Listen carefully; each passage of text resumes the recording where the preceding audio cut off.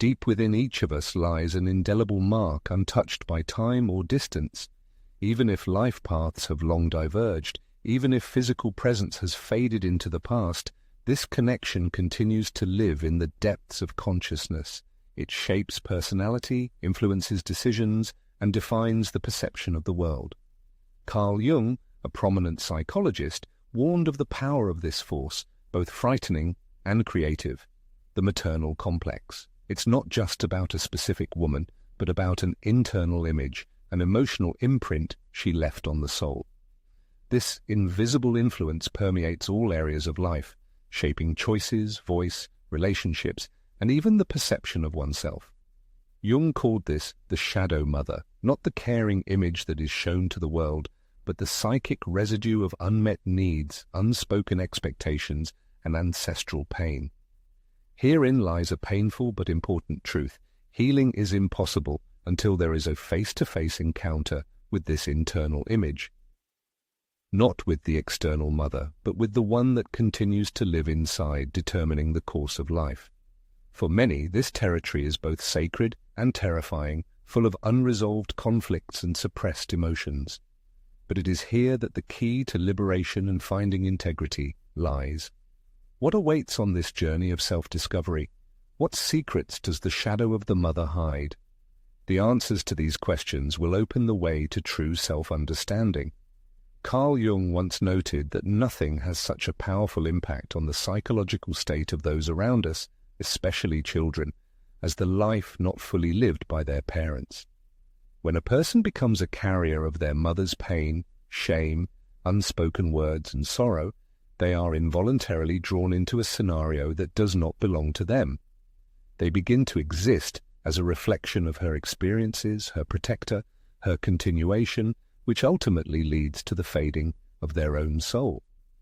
It is important to emphasize that this is not an accusation, rather, it is an urgent call to return to oneself, to restore those aspects of personality that have not been properly developed, to acknowledge the grief that the inner child was not allowed to express. This is a call to free oneself from the burden that was never intended for their shoulders. In this deep exploration of the inner world, there is no place for accusations. Instead, it is proposed to light a light in the darkest corners of the psyche, illuminating the path to healing. True freedom lies not in dislike of the mother, but in a conscious look at her image living inside. The truth is simple, although it requires courage. Everyone is allowed to step out of the role of the child, stop carrying someone else's sorrow, and rewrite their story. This process begins with an act of courage, meeting the image of the mother in one's consciousness. In Jungian psychology, the concept of the mother goes far beyond the specific woman who gave birth. It occupies a fundamental position in the structure of the collective unconscious, representing an original, transcendent image deeply rooted in the human psyche. According to Jung, the mother is primarily an archetype, a universal mental pattern passed down from generation to generation and manifested in dreams, myths, and interpersonal interactions. This archetype is not a product of personal experience. It is timeless. The archetype of the mother has a dual nature, embodying both the life-giving and destructive principles, being both a nurturer and a suppressor. Jung called this phenomenon the paradox of the Great Mother, an image that predates civilization and symbolizes safety and threat, creation and destruction, comfort and absorption. This archetype is not limited to the historical personality of the biological mother. It exists on a deeper level, manifesting in religious symbols, natural images, mythology, and even in the earth itself. The mother appears as a source of nutrition and protection, but also as a force capable of absorbing and destroying. For those who carry unhealed wounds inflicted by their mothers, this deep image is closely intertwined with personal experiences and emotional traumas. Carl Jung warned that mixing the image of the real mother with the archetypal image can lead a person into a complex psychological labyrinth. In this labyrinth, a person repeatedly replays childhood grievances in adult relationships, experiencing a strong need for care and at the same time fear of intimacy, striving to receive approval and at the same time fearing rejection. The archetype, being separated and not integrated into consciousness, becomes a source of psychological distortions. In dreams, the image of the mother can appear in two extremes, as a gentle and loving guardian or as a terrifying monster seeking to devour. In myths, this image is embodied in opposite figures such as Demeter and Kali, Mary and Medea. Jung explained this duality as the bipolar nature of the maternal archetype, in which good and evil, creation and destruction, sanctity and sin are inextricably linked. When a person's psyche becomes fixated on one side of the archetype, suppressing the other, fragmentation of the personality occurs. Idealization of the mother leads to the denial of her shadow side, while demonization leads to the rejection of her light manifestations. In both cases, the person falls into projection, transferring their inner wounds onto others, partners, mentors, supervisors, spiritual teachers, onto everyone who plays a symbolic role of a maternal figure in their life. The reason why many people cannot break out of the vicious circle of problems lies in the fact that genuine healing of the wounds inflicted by the mother cannot be achieved on a superficial level. As Jung argued, it is necessary to go beyond personal grievances and rise to a symbolic perception. If you look at your mother solely through the prism of childhood memories, focusing only on her neglect, outbursts of anger, or excessive control, you risk remaining a prisoner of subjective experiences. However, if you see in her the embodiment of ancient forces and recognize that the pain is not only personal but also archetypal, a path to profound change opens up. Jung wrote that the heaviest burden for a child is the unrealized life of their parents, and it is often the mother who passes on this burden, filled with shame, silence, and sorrow. The maternal complex takes deep root when the emotional state of the mother is assimilated by the child not as a memory, but as a reflection. A child suffering from emotional neglect may believe that they are not worthy of love. A child whose freedom is suppressed may adopt the belief that they are not allowed to be separate and free. The inner voices formed in childhood do not subside over the years, but are transformed into an internal monologue that determines the perception of one's own worth, appearance, self-confidence, ability to love, and achieve success. Without realizing these inner images, the individual unconsciously seeks solutions in the external world, in romantic relationships, career achievements, or spiritual practices. However, the root cause of the problem remains unresolved, and the emotional wound continues to subtly affect self-esteem, causing feelings of inferiority. Carl Jung argued that the mother wound is not only a personal tragedy but also a collective legacy, a psychic pattern passed down from generation to generation as if encoded in emotional DNA. Mothers, without realizing it, pass on to their children their own pain, suppressed feelings and detachment from their feminine essence. And children, if they do not realize this problem, continue to carry it on until perhaps one of them gathers the courage to look into the face of the maternal image within themselves and declares, "This story ends with me." According to Jung, healing lies not in trying to change the mother, but in transforming the relationship with the inner mother, a complex network of associations, emotions, memories, and projections living deep in the psyche.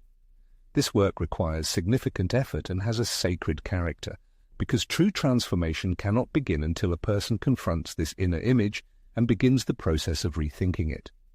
The mother appears not just as a parent, but as the personification of the earth itself, the embodiment of nature and the depths of the unconscious. A break with the mother in the soul is tantamount to alienation from the natural world, one's own body, intuition, and the incomprehensible mystery of being. Fear of darkness and unwillingness to delve into the world of feelings lead to excessive identification with the rational masculine principle and the desire for total control. Such a choice turns into a loss of the richness of the soul and an irreparable loss. The price to be paid for ignoring the archetypal image of the mother is immeasurably high. Chronic anxiety, incurable sadness, destructive relationships, creative stagnation, spiritual emptiness, and a crushing feeling of alienation from oneself. C.G. Jung viewed this phenomenon as a psychological epidemic that has struck a whole generation, torn from its ancestral roots, from feminine depths, and from the great mother who gives life not only to bodies, but also to souls. So a person faces a difficult task to see in their mother not only a woman who caused pain, but also a gateway that opens access to the ancient psychic forces that shaped her personality. Is he able to recognize the archetype manifesting through her and through himself? Will he have the strength to withstand her shortcomings and his own pain without falling into extremes of accusations or blind worship? The point is not in forgiving sins, but in gaining freedom. Until a person can see the image of the mother in its true light, not only as a parent, but also as a reflection of their own soul, they will be doomed to walk in circles. Healing will only remain superficial, and insight will not be able to penetrate the depths of the unconscious. However, when a person dares to face the archetypal mother in all her fullness, immense, mysterious, and contradictory, they will stop seeking love in her shadow and return to their origins to finally begin becoming themselves. The shadow mother and psychological imprisonment are concepts that occupy an important place in Jungian psychology. The shadow mother appears as one of the most frightening and not fully understood inner forces. Unlike the caring aspect of the maternal archetype, she is not a mother who protects, nurtures, or guides. Rather, she is one who devours. She emerges in dreams, myths, and in the quiet despair of adult life as a force that clings, suffocates, manipulates, and suppresses the growth of the soul. C.G. Jung noted that this devouring aspect is not something anomalous, but represents an inevitable pole of the archetype itself. The Great Mother both gives birth and devours, creates and holds back. And when this aspect remains unconscious, it turns into a psychic prison from which the ego cannot break free. In mythological tales, the archetype of the shadow mother appears in the guise of a goddess, unwilling to part with Persephone, a dragon jealously guarding a treasure, or a deity devouring its own children. In a psychological context, this archetype manifests when maternal energy oversteps the boundaries of the natural, love turning into total control, protection becoming possessiveness, care concealing dependence. These are all moments when a child feels not protected, but consumed. However, since such manifestations are clothed in the form of maternal care, I just want what's best for you, the child is unable to recognize the betrayal, and their soul, as if under a burden, retreats into itself, silently accepting the belief, my freedom is treason, my independence is betrayal. As Jung insightfully noted, the influence of this force rarely manifests openly. Its grip is subtle and skillfully masked under layers of conditioning and inherited guilt. In adult life, the shadow mother can manifest as paralyzing self-doubt, a constant inner critic echoing the mother's voice. It can manifest in the inability to feel safe in moments of independence, in a reflexive fear of disappointing others, or in a subconscious attraction to romantic partners who are prone to control, belittlement, or suppression, which is a reflection of the emotional trauma inflicted by the mother. This is the very guilt that arises when trying to set personal boundaries, speak one's truth, or distance oneself from unhealthy relationships. The shadow mother whispers, "You are ungrateful, you are bad, you are selfish." Psychological infantilization is a dangerous condition that Carl Jung strongly advised combating. It is characterized by the fact that a person's ego remains immature and dependent, like a child, even when the body reaches adulthood. The emotional connection with the mother remains so strong that the person continues to feel her influence, her expectations, even at a great distance. No matter how many cities a person has changed, how far they have traveled, the mother's voice still sounds in their mind, determining thoughts, actions, and decisions. The problem lies not in physical distance, but in a deep, energetic connection. The ego remains in a childlike state, revolving around the maternal figure, fearing to go beyond the established boundaries. Jung once remarked that the human psyche prefers a familiar hell to an unknown paradise. And the shadow mother becomes just such a hell, familiar, predictable, and deceptively comfortable. People continue to stay in destructive relationships, not because they enjoy suffering, but because suffering maintains a psychological connection. Pain turns into a kind of devotion, and betrayal of one's own interests is mistakenly perceived as a manifestation of love. Until this destructive pattern is recognized, a person will continue to reproduce the same negative scenarios, believing that they are making a free choice, while in reality they are only acting out the archetypal myth of the all-consuming maternal figure. The most powerful tool in the arsenal of maternal power is guilt, but not the constructive feeling that is aimed at correcting moral flaws. It is about the original, almost animal fear inherited from the depths of the subconscious, the fear that separation from the mother is tantamount to death. Carl Jung, an outstanding researcher of the human psyche, metaphorically described this as a mental leash, forged not by logical arguments but by archetypal horror. This leash whispers, "I will become bad if I dare to leave. I will betray her if I decide to become myself." This guilt is as old as the world.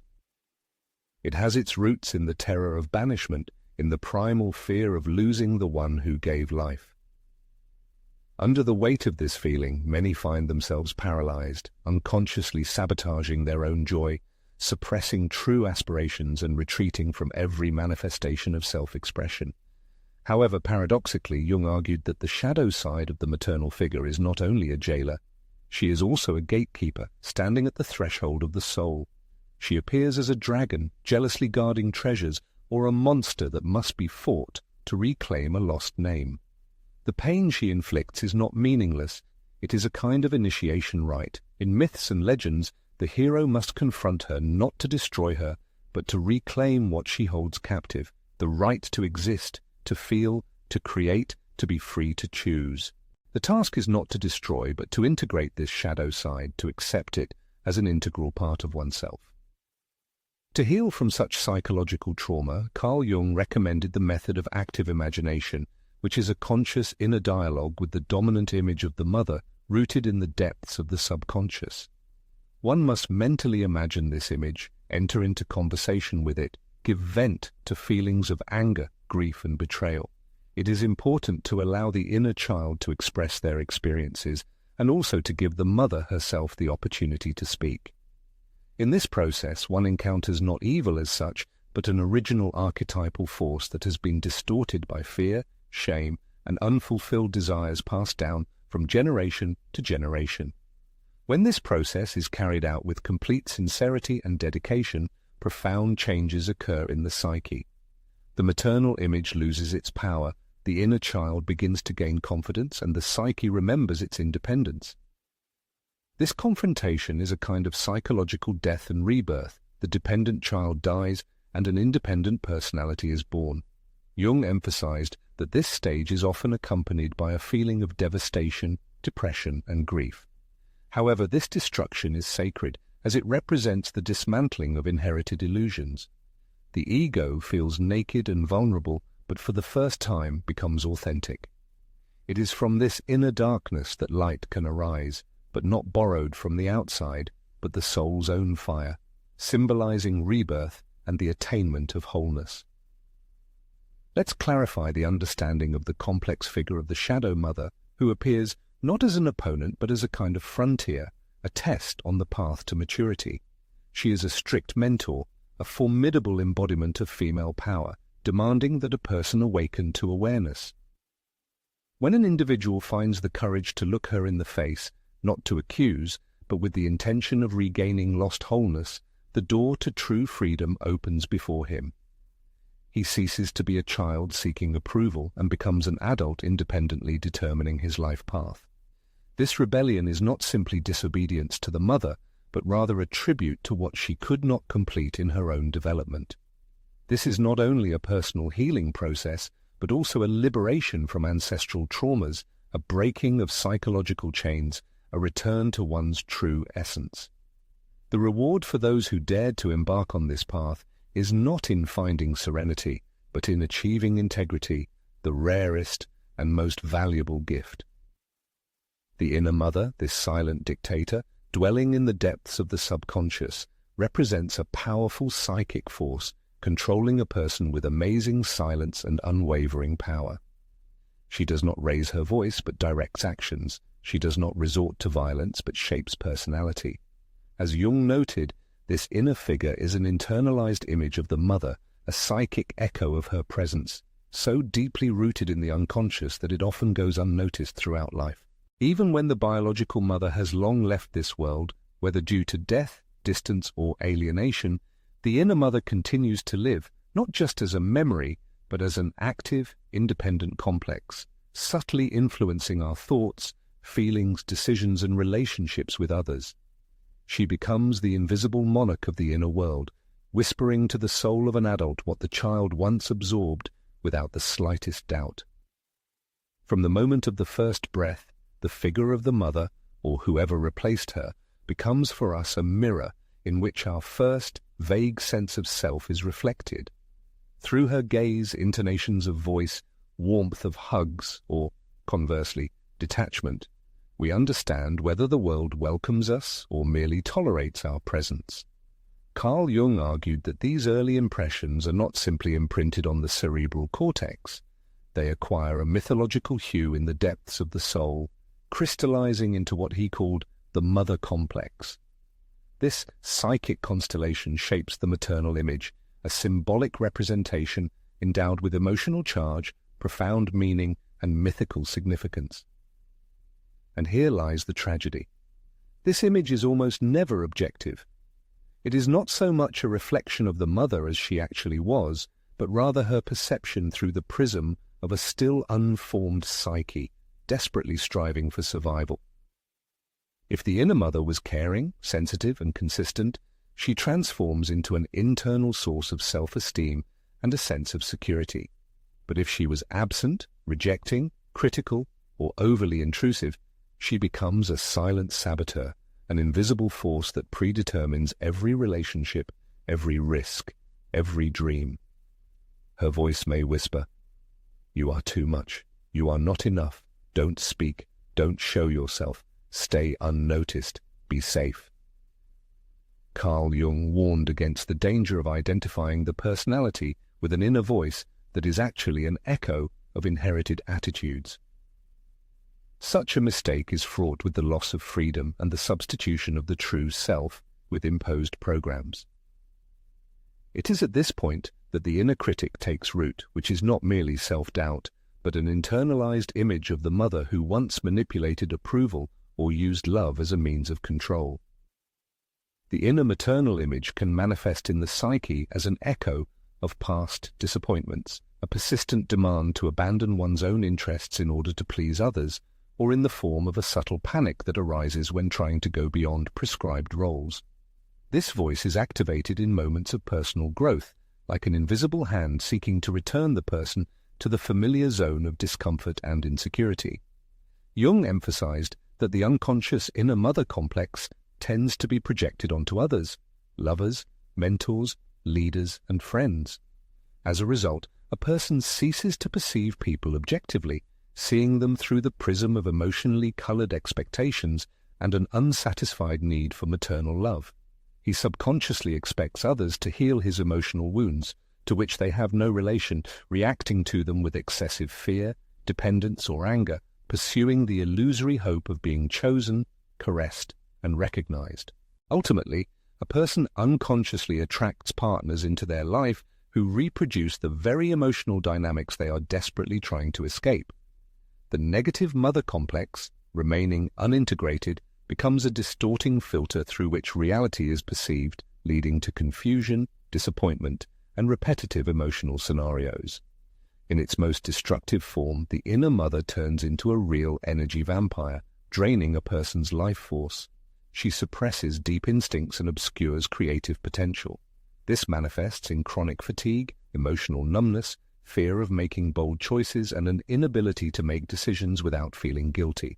A person feels as if trapped, alive, but detached from the fullness of life. Carl Jung saw this as a kind of obsession, an inner colonization, when the soul loses its independence and submits to a frozen image from the past. Paradoxically, the person remains faithful to this image.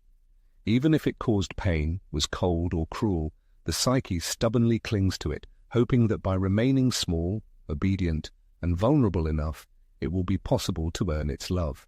However, according to Jung, this is a tragic illusion.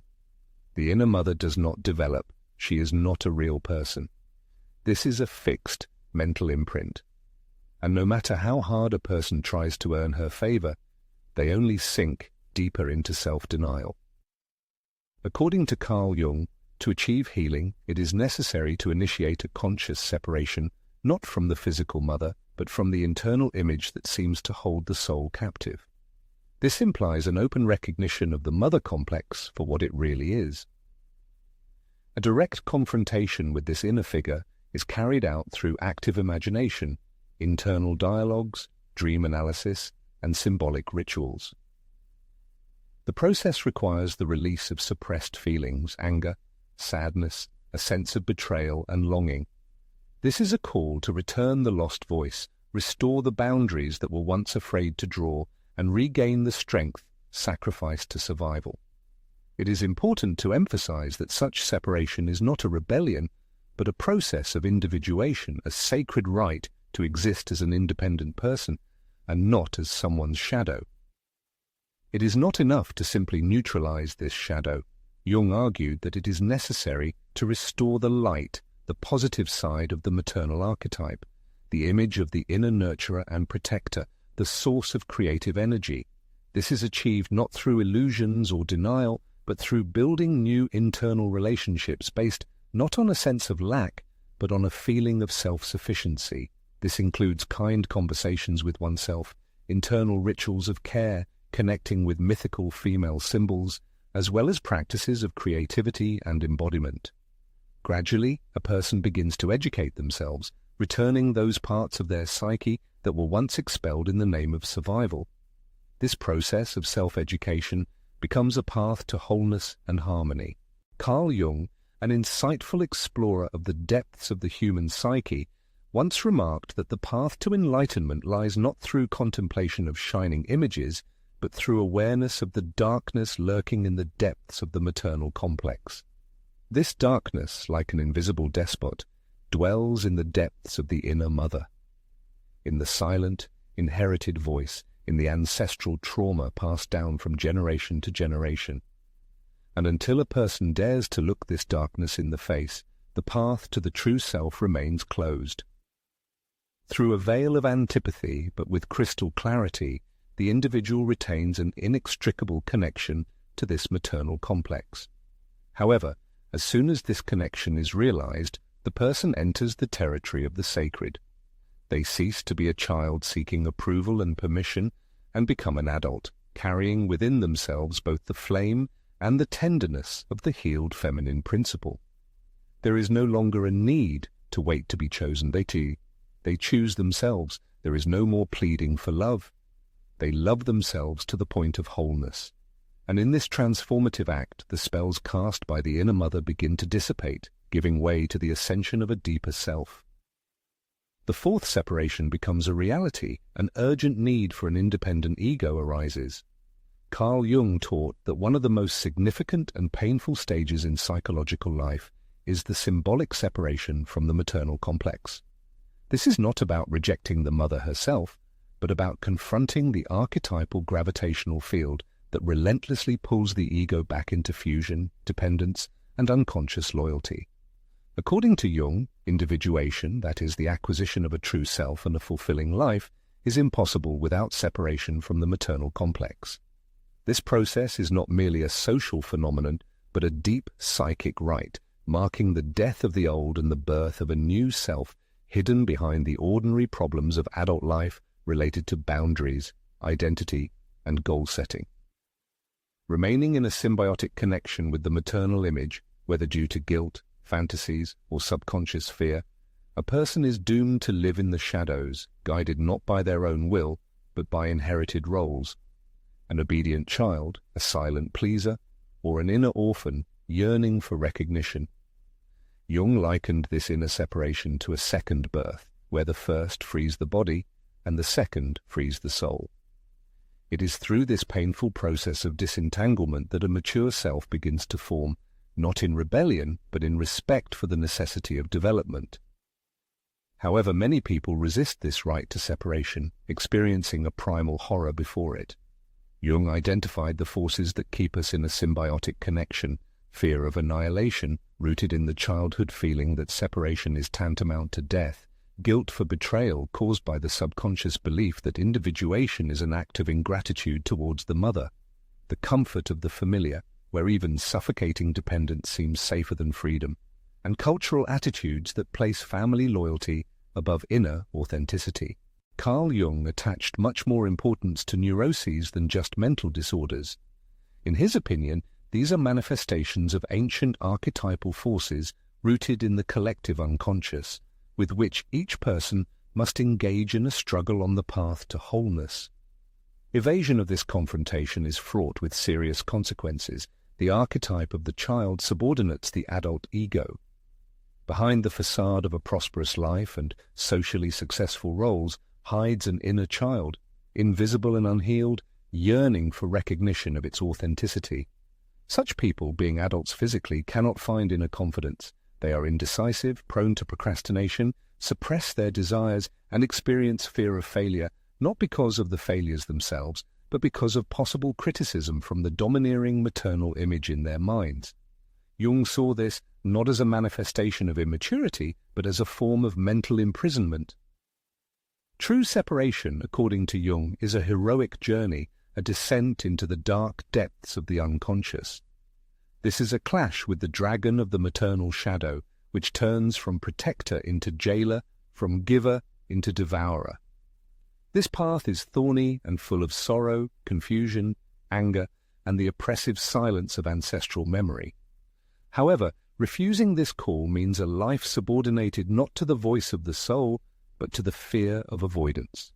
Someone who postpones this journey risks falling into existential despair, unconsciously replaying the unresolved drama of the maternal complex in every romantic partner, every job, every unrealized aspiration. To elevate the authentic self, the former ego must be forgotten.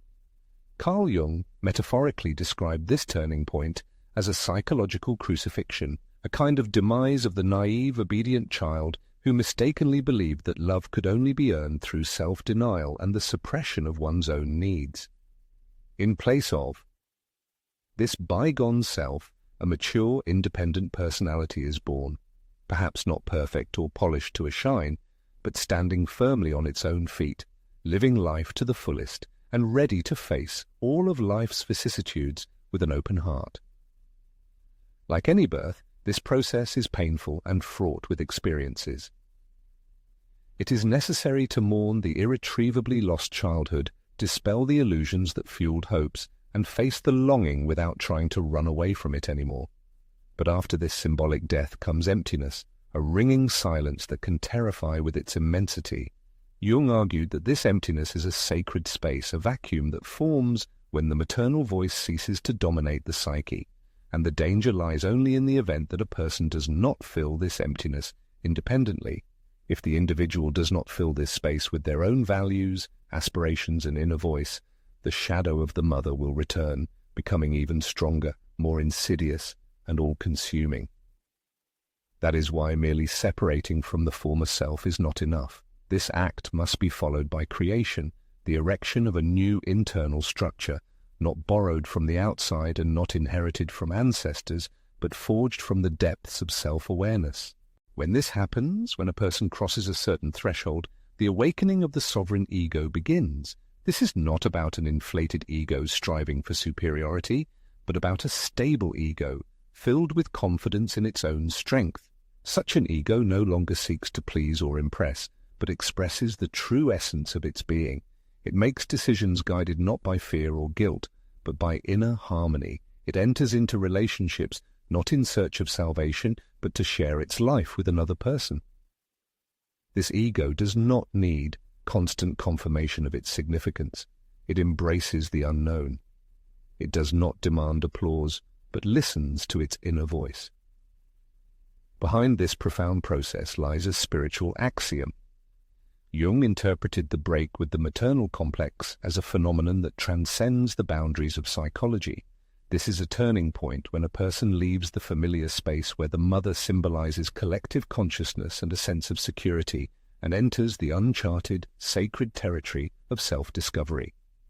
The I here is not a product of egoistic fantasies, but a deep inner compass, a powerful force that determines the path of life and encourages its realization.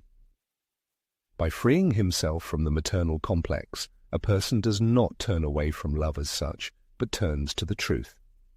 In doing so, he ceases to be a mere performer of other people's scenarios, turning into a creator of his own meaning in life.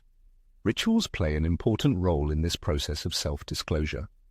Jung emphasized the need to mark important life stages, whether through creativity, dream analysis, journaling, or symbolic gestures. A person gives the formless a concrete form, declaring, "The past is over." He addresses the mother in his consciousness, expressing reverence, but declaring his independence. Instead of stone altars, altars of courage are erected, acts of establishing personal boundaries, moments of sincerity, sighs of relief made without fear of punishment. Thus, separation from the maternal complex is not betrayal, but a manifestation of devotion to life, an act of transforming into a vessel capable of containing both the bitterness of the past and the beauty of the future. Without this, a person is doomed to wander in the labyrinth of the same shadows. With this begins the path to oneself. As Jung once insightfully noted, the destiny of man lies in comprehending the deep contents bursting forth from the abyss of the unconscious. And in the tangled corridors of the maternal complex, the first door will open only through a daring and noble act of liberation. Let's consider 5 psychological signs indicating an unhealed maternal wound through the prism of depth psychology. Carl Jung once said, "Until you make the unconscious conscious, it will direct your life and you will call it fate." Nowhere is this truth more evident than in the quiet but destructive influence of an unhealed maternal wound. When the maternal complex lies dormant and remains unexplored, it does not disappear without a trace. It's as if it's metastasizing, permeating every corner of the psyche, subtly shaping beliefs, behaviors, emotional reactions, and relationships. These aren't just random failures or quirks of character, as Jung cautioned, but archetypal patterns, manifestations of unresolved energies that haven't yet been brought to light.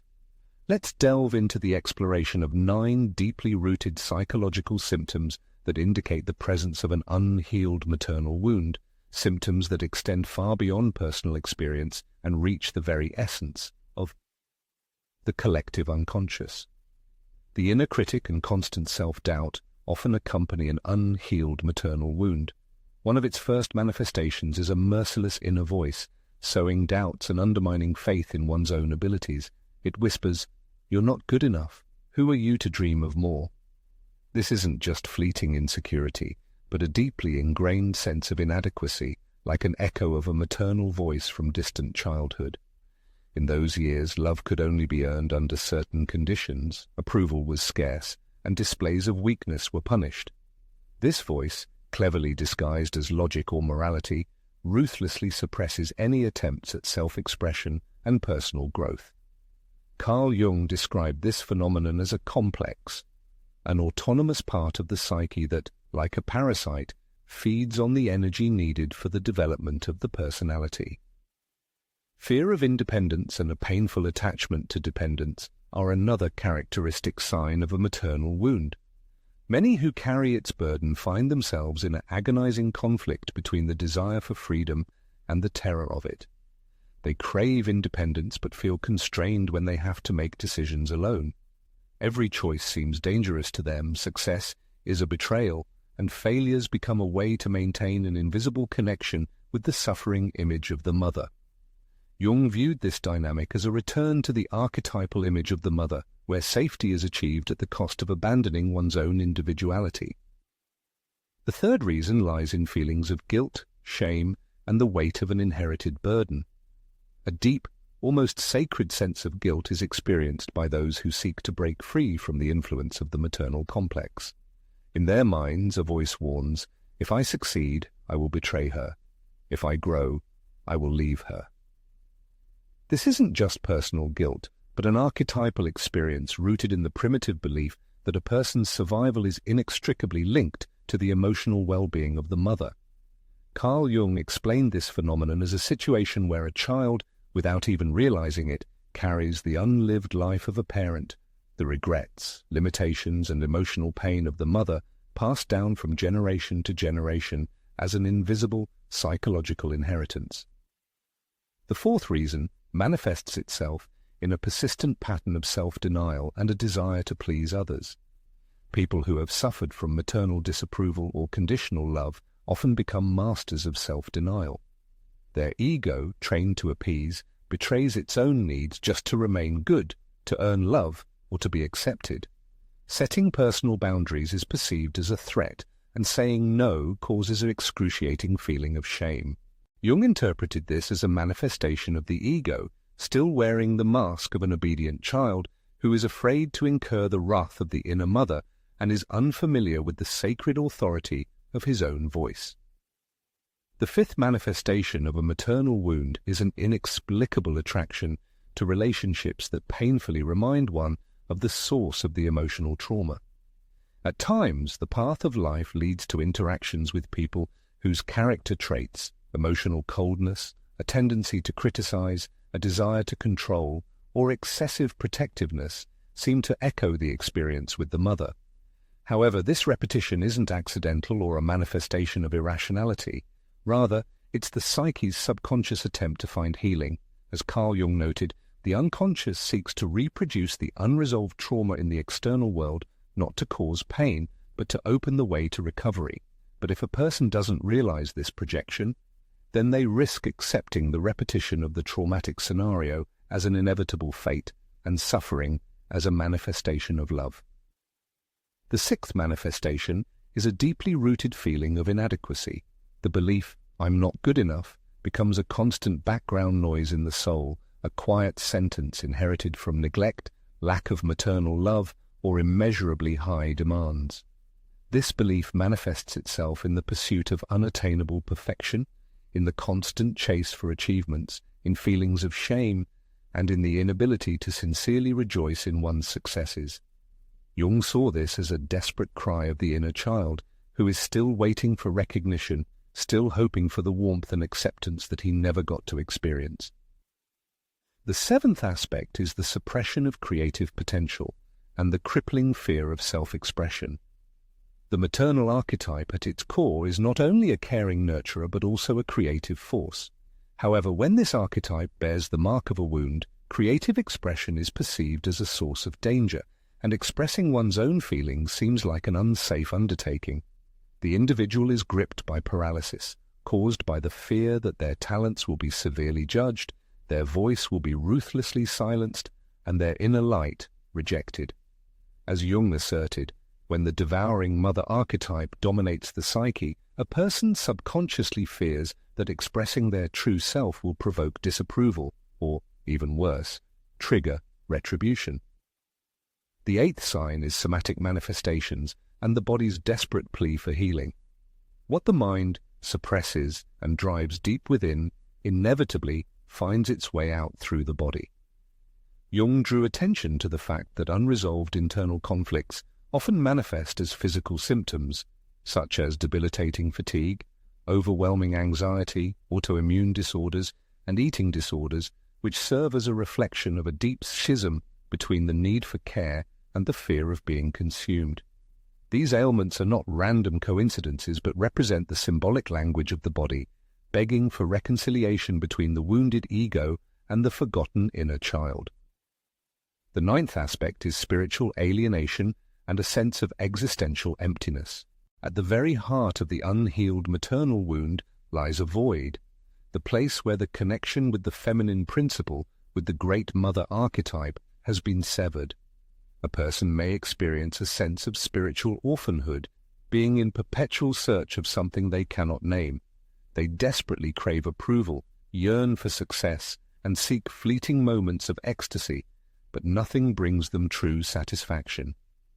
Jung viewed this state as an unquenchable hunger of the soul, striving for reunification with the archetypal mother, the lost source of life, wisdom, and a deep sense of inner belonging. In conclusion to the fifth part, it is worth emphasizing that the manifestations of the maternal wound are not a reflection of personal inadequacy, but rather signals, desperate pleas of the soul, attesting to a significant loss, neglect, or suppression. Carl Jung urged not to blame mothers, but to become aware of one's own projections, to accept the rejected aspects of oneself, and to return to wholeness.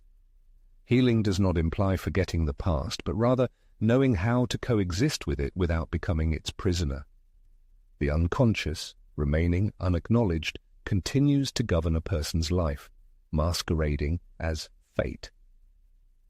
In the context of the maternal wound, this is not just a metaphor, but a real map of life's path, the starting point of which is awareness, not accusation, a return to oneself, not a rebellion. A child deprived of attention in their time must grow into an adult capable of seeing themselves. This is where the process of healing and finding freedom begins. The sixth stage, accepting the shadow mother, represents a ritual of inner transformation based on the principles of Jungian depth psychology. Confronting the shadow mother is not just a therapeutic technique, but a profound initiation of the soul. Jung considered this encounter a necessary condition for achieving personal integrity. Healing the maternal wound is not limited to intellectual understanding or formal forgiveness emanating from the ego. It requires a symbolic immersion into the depths of the psyche, a confrontation with the shadow of the archetypal mother, an encounter as ancient as myth and as personal as a heartbeat. Transformation through the crucible of darkness. In the esoteric language of alchemy, nigredo, symbolizing blackening, marks the initial stage of metamorphosis. This is the moment of demise of illusory notions. For a child trapped in the maternal complex, this is a turning point when the enchanting veil of the idealized image of the mother dissipates, exposing her darker, consuming essence inherent in the archetypal feminine principle. Carl Jung argued that this darkness is not evil in its pure form, but has a sacred meaning. In its depths lies the lost fire of the self. The shadow mother, in all her intimidating power, holds the key elements necessary for gaining freedom, creative fulfillment, and inner strength. She appears as a guardian, protecting the treasure buried beneath a layer of fear. The act of recognizing this shadow mother becomes the first step on the path to personal integration. The process of individuation begins the moment a person dares to look her in the face. The ability to see the shadow mother clearly, without the embellishments of idealization or attempts at denial, represents the first act of defiance and the soul's return to itself. This process requires considerable courage to recognize her manipulations, her deep-seated fear of abandonment, her insatiable need for ownership and control, and to realize how she projects her own emotional wounds onto the child.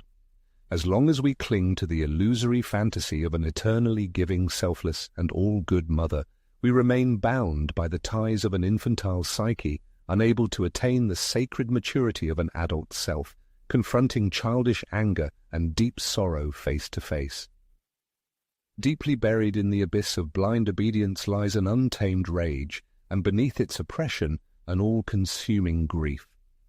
Carl Jung insisted that such emotional experiences are by no means manifestations of pathology. On the contrary, they are sacred flows of energy, fragments of the soul, banished to the realm of guilt and fear. The path to healing lies through acknowledging the rage caused by betrayal, the pain of feeling invisible, and the sorrow for a mother who failed to provide the nurturing that the soul needed. This grief is not a step backward, but a rebirth. Through expressing feelings, whether through ritual, art, or even quiet tears, one frees up space for the return of the soul. Active imagination becomes a bridge between the conscious mind and the autonomous images of the unconscious. Through this method, developed by Jung, the individual enters into a living dialogue with the shadow mother, not to confront her, but to hear her innermost voice.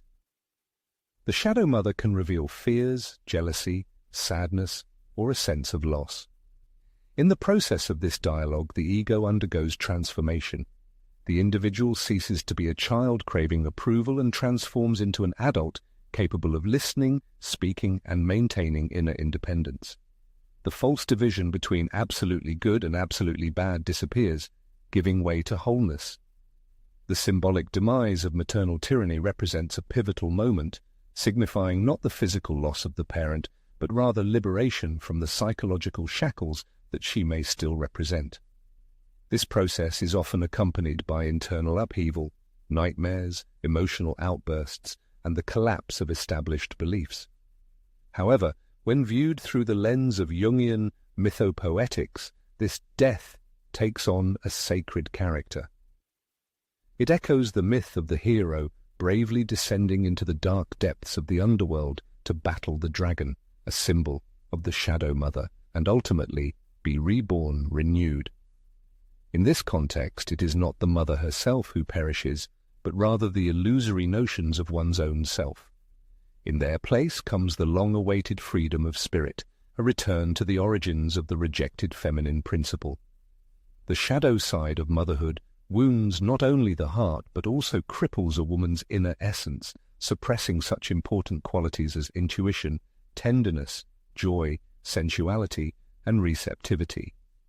Fear of the mother is, in essence, fear of these aspects of one's own personality. However, the integration of these suppressed parts leads to reunification with oneself. One begins to trust their inner knowledge, which was once forcibly silenced. The opportunity arises to express emotions without feeling shame. Creativity, sensuality, and love manifest not as a childish need for approval, but as the soul's realization of its inherent right to exist. Carl Jung viewed this process as a crucial stage of healing, especially in cultures where the feminine archetype is suppressed. The transformation of personality and the attainment of inner freedom require special attention and recognition. The psychological need for rituals is driven by the necessity to record important stages of change. Symbolic acts, such as creating messages that are not destined to be sent and then consigning them to the fire in a solemn setting, or embodying feelings and experiences in works of art, as well as solemnly affirming one's independence in a place endowed with special meaning, serve as a powerful signal to the unconscious, attesting to the changes that have occurred. Carl Gustav Jung, the eminent Swiss psychologist, viewed rituals as a kind of gateway, marking the demise of the former self and the birth of a renewed, individualized personality. These ceremonies, like a quiet whisper addressed to the Shadow Mother, announce the end of her power, emphasizing respect for the past, but also declaring a new belonging. In the process of this inner work, a surprising transformation of the perception of the mother occurs, whether she is a real woman or her internal image. She ceases to be an all-powerful goddess or a terrifying monster, appearing before us as an ordinary human being with her own wounds and shortcomings.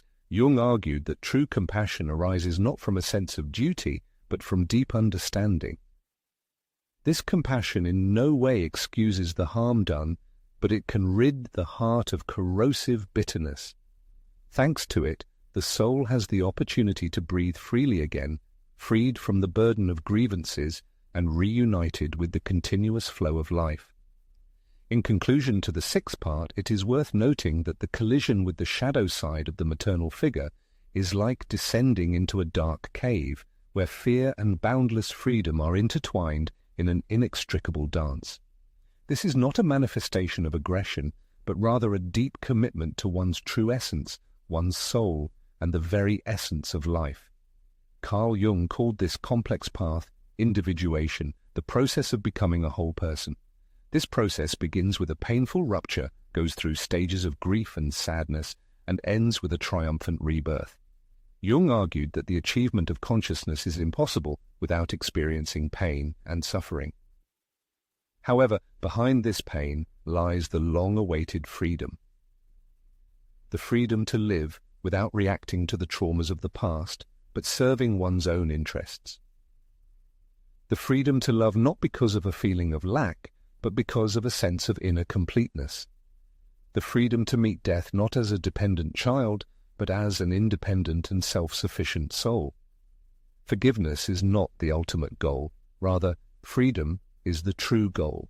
In the language of Jungian psychology, forgiveness is not the triumphal crown of healing, but rather the shadow that can subtly follow the bright light of inner transformation. Carl Jung did not put forgiveness at the forefront of the individuation process because he understood that genuine healing does not begin with moral obligations or social expectations. Instead, he taught that the true path begins with a much more complex task, with immersing oneself in order to meet the entire reality of the wound inflicted, especially if that wound was inflicted by the foul hands of those who were supposed to protect and defend, without fear or trepidation. According to Carl Jung, forgiveness does not tolerate artificiality and cannot be imposed from the outside. It is not a ritual designed to demonstrate to others, and not a sign of spiritual superiority. Rather, it is a silent and natural consequence of the inner return to oneself, a moment when a person restores their mental integrity and no longer seeks approval or permission from the outside to feel complete. Forgiveness, if it arises, is more the result of inner integration than a prerequisite for liberation.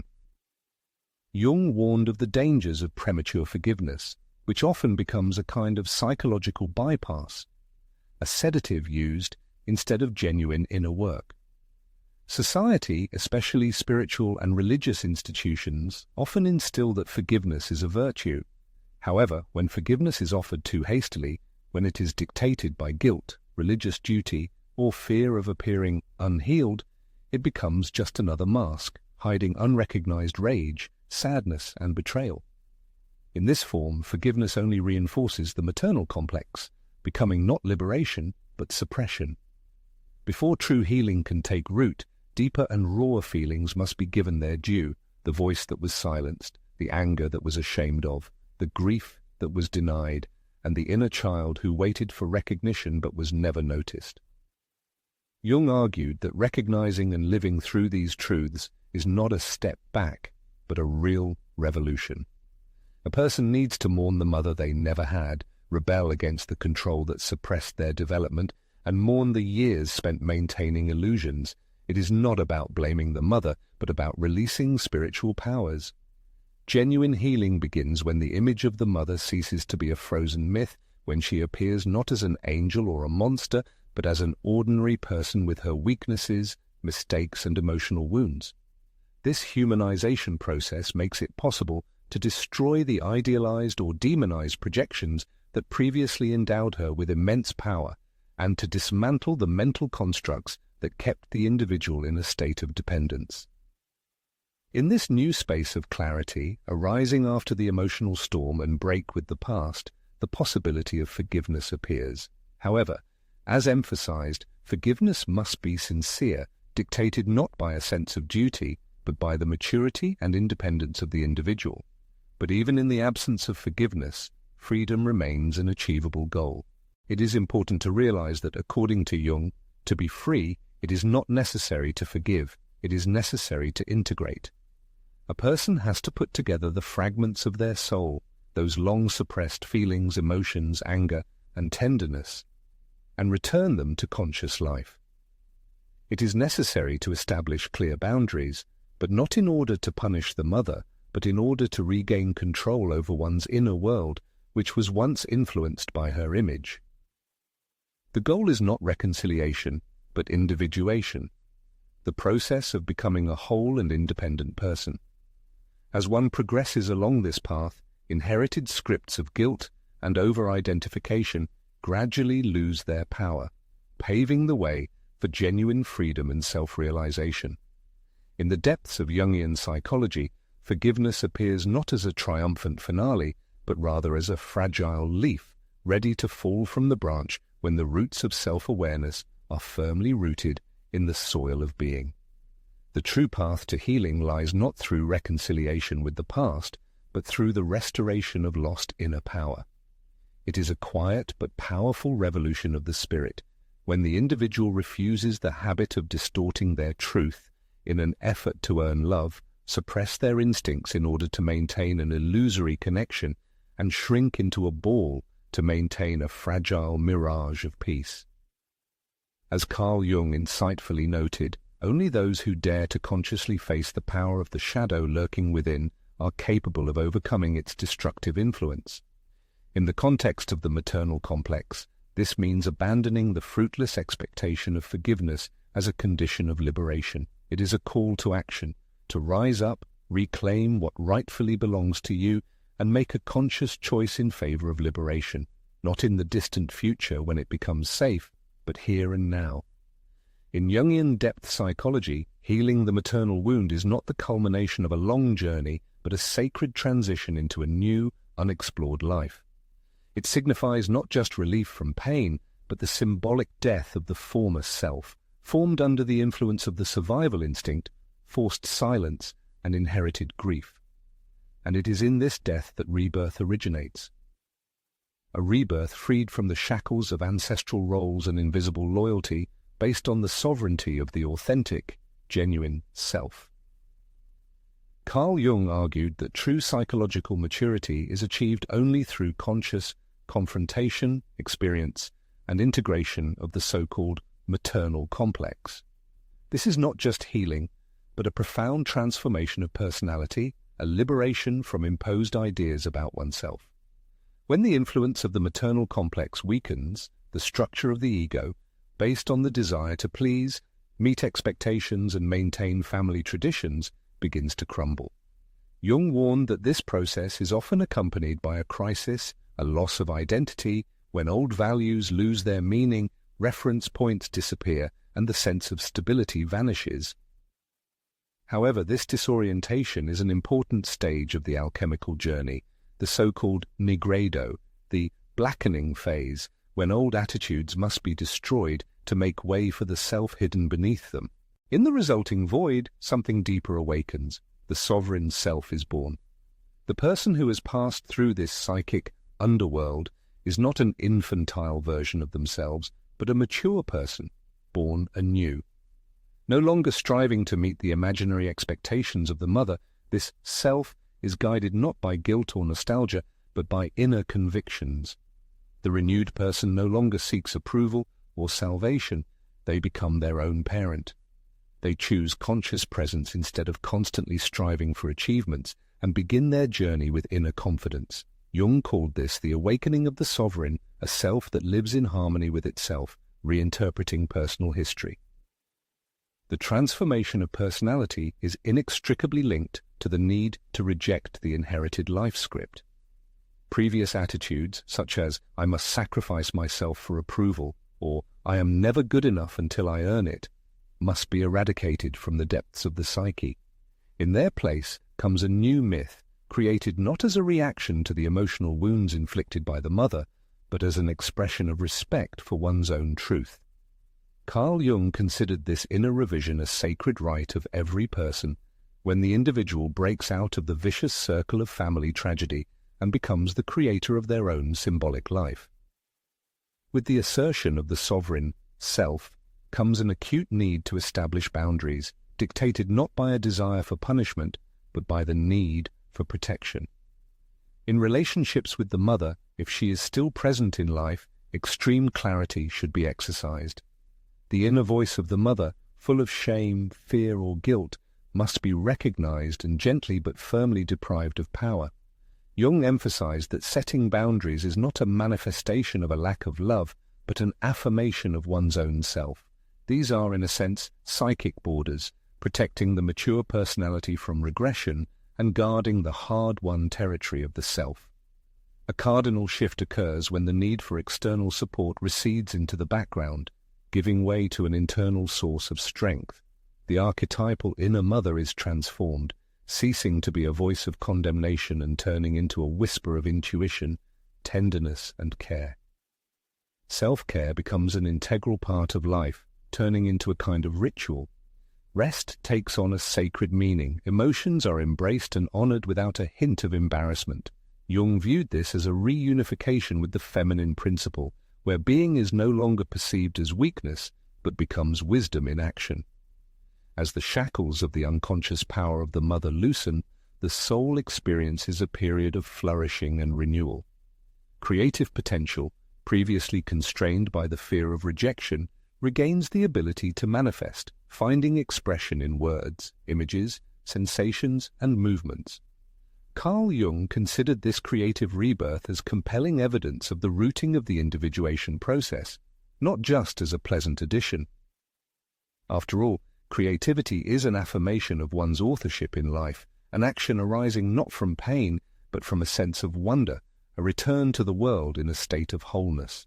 Jung emphasized that individuation is not an egocentric process. It prepares a person for a return to society, but not as a broken child seeking healing from others, but as a mature individual capable of offering their presence, wisdom, and love.